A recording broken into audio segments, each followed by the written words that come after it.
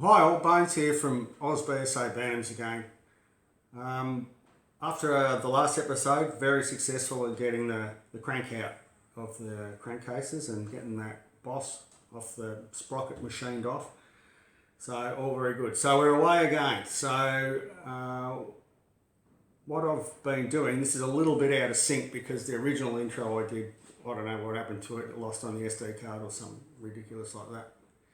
So I'll go through and show you that I've done some painting. So as you saw in the original, one of the original episodes, a mate of mine's already done the guards and the fuel tank.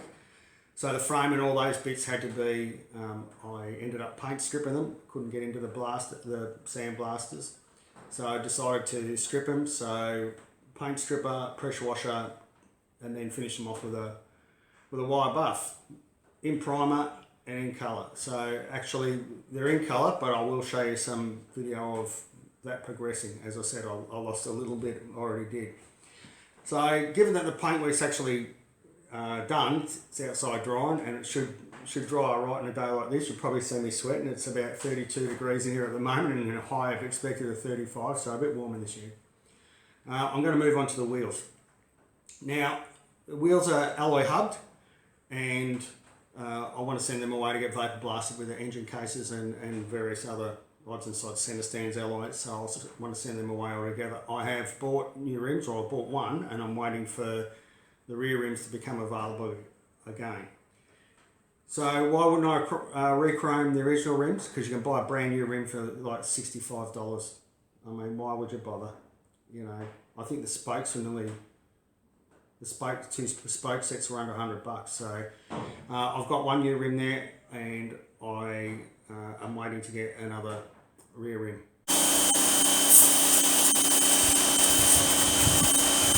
Okay, so we got the bit of paint stripping done today, frames down the other end of the workshop, and we'll give them a bit of touch up on the wire brush tomorrow, some of the spots that didn't come off, and we'll get a coat of primer on it. Okay, in my designated spray booth, which is my machinery shed, obviously with the tractor sitting in there, and we've got the frame all in primer. It's not a bad day to paint actually, a bit hot if anything. It's about 35 degrees at the moment, so. And I'll just take over to have a look at some of the other stuff. Okay, most of the other bits now, well actually all of them are now in primer, sitting out here on the grass, just well, they're basically just sitting there waiting to go back in and get hung up, and some black on them. All these items will be black. If you remember from an early episode, my mate Crossy did the tank and the guard, so that tinware's already done.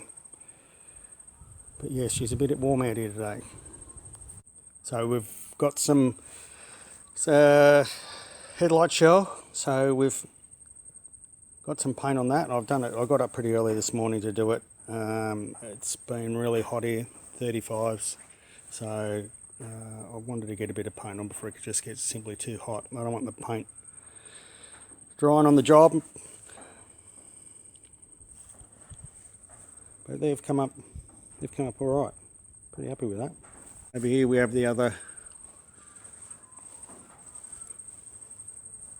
bits and bobs of colour on it now.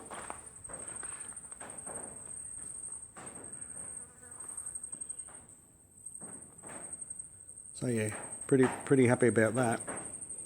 Good job out of the way. We'll let those cure off all day. I'll probably leave them hang them up overnight, and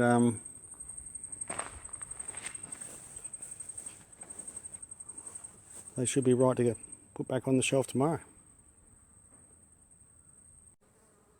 Okay, so as you saw, excuse me, paintwork's outside drying, and it won't take long in a day like today. So I got up nice and early, sprayed the colour coats on, and that's all sitting there, and it'll be fine. By this afternoon, I'll be able to bring them in and put them on the shelf. You've probably seen some of the videos. All my shelves are carpeted, so that way you can lay freshly painted gear on it. Next thing we're going on to are the wheels. So as I said, I'm going to get these vapor blasted, so I'm going to cut all the spokes off.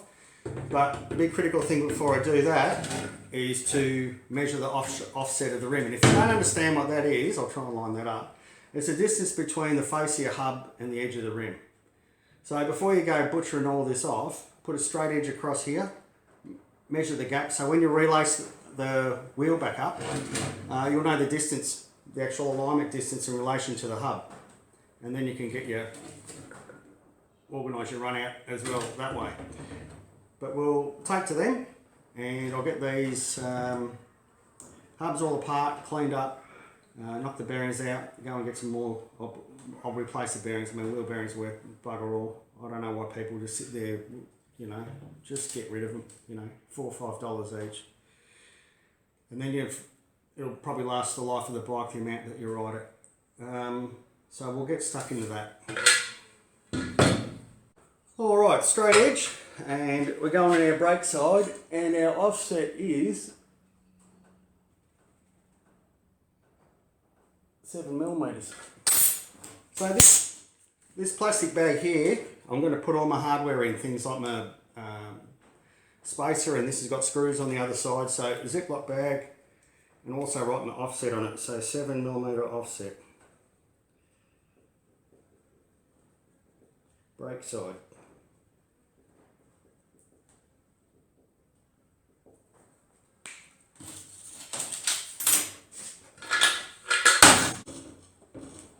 Now all this hardware, things like those little screws and that, I'll actually be zinc plating them up. And if you've never seen zinc plating before, wait for a few more episodes and I'll show you. So there's certain bits and bobs that I'll just zinc plate up and I can retain those. So, well, that's interesting. This has got a little bit of a ding in the edge of the rim, so this might be a bit challenging getting it out.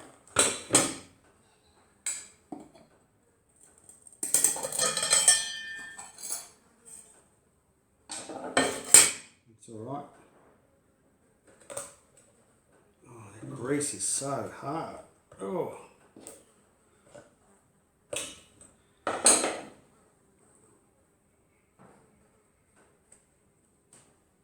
Felt retaining washer for the grease. Now, generally when you got, you know, Bantams and things like that, they've got felt retaining grease washers. I mean, this is an open bearing, but every wheel bearing I replace, I change to sealed bearings anyway, so you can't get any water in them, and the grease lasts the life of the bearing. So I'll put the might put the cap back in, but I might not worry about that. It's as hard as hell anyway, so.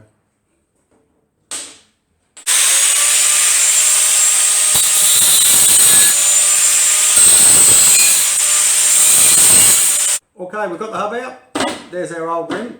And so now over to the wash bay, clean all the components up.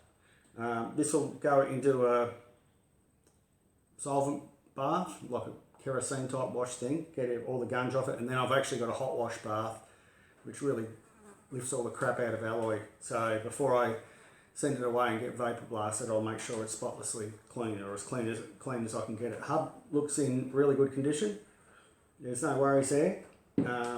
All the information that I needed